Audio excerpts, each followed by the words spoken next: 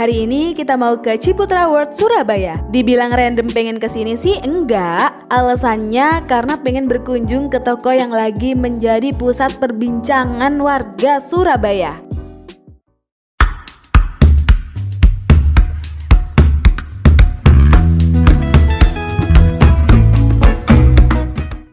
Nggak sendirian nih, aku rame-rame bareng super team IPSI Education.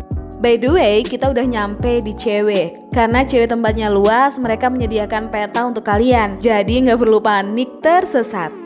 Ada yang bisa nebak gak sih kita kemana? Ini loh, kita mau ke IKEA. Let's go!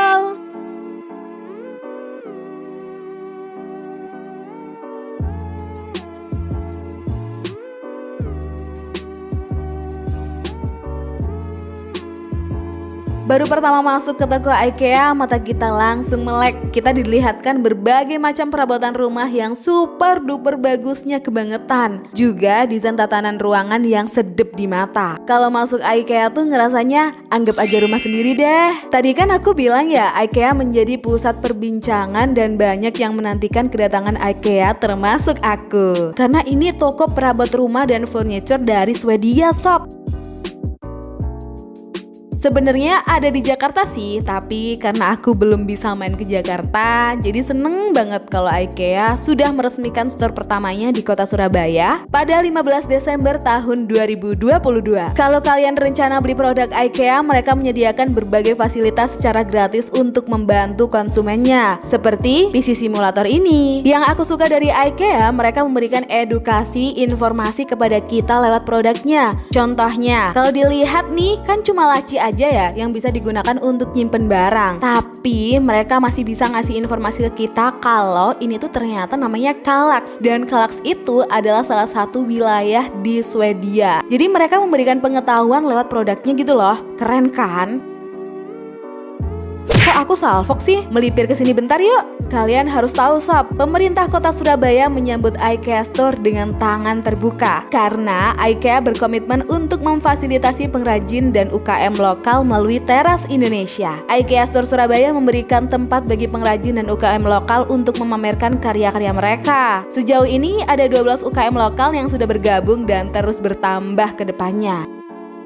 Selain itu, IKEA Store punya layanan pemindahan dan daur ulang. Jadi, IKEA Indonesia bekerja sama dengan organisasi nirlaba untuk mengumpulkan perabot lama yang didonasikan pelanggan, kemudian diperbaiki dan dijual kembali. Hal ini untuk meminimalisir limbah agar berdampak seminimal mungkin terhadap lingkungan. Balik lagi ke pembahasan Swedia, boleh dong ya? Ada yang mau aku bagi ke kalian mengenai fakta pendidikan di sana yang terbilang keren. Kalau dibilang beda dengan Indonesia sih ya jelas emang beda, karena tiap negara punya kebijakan untuk menentukan sistem pendidikan yang cocok dan bisa diterapkan. Swedia dikenal karena keterbukaannya terhadap masyarakat internasional dan memiliki sistem sekolah berkualitas tinggi. Menempuh pendidikan di Swedia merupakan kesempatan menarik untuk belajar di negara yang berpikiran sangat maju. Di Eropa, Swedia salah satu negara dengan sistem pendidikan terbaik. Kayak gimana sih?